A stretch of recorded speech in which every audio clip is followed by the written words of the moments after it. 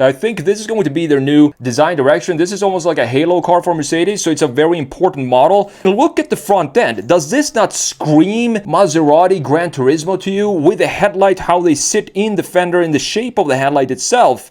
And then you have this illuminated mouth in the lower section. I actually kind of like the positioning of this, because this reminds me of the old 60s Mercedes, when you have it sitting all the way down there with a big logo in the middle. And then on top of that, we have squared off fog lights in the lower section. The front end design does not look too bad, but it just does not look Mercedes one bit to me. So I think that is that's the idea. I think they're trying to introduce some completely new design language for their entire lineup.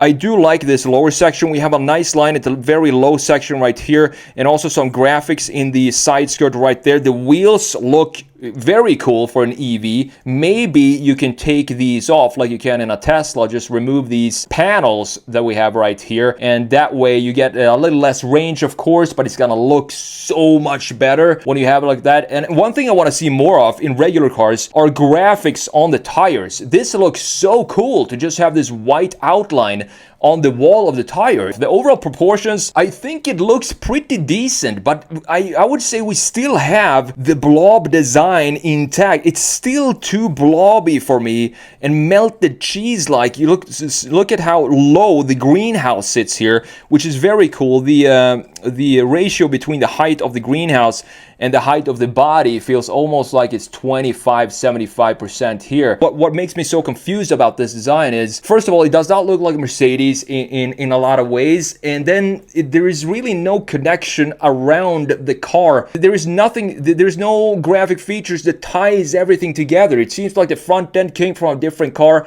I think maybe, just maybe, this rear end will grow on me over time, but for now, my first impressions, I don't know what they were. They were not Mercedes, that's for sure, but I'm thankful still that we don't have any star patterns in here. This is what I want to see BMW do more of, instead of having these boxes that we have in BMW right now. It looks something like this. And then we have the framing for the rear end graphics.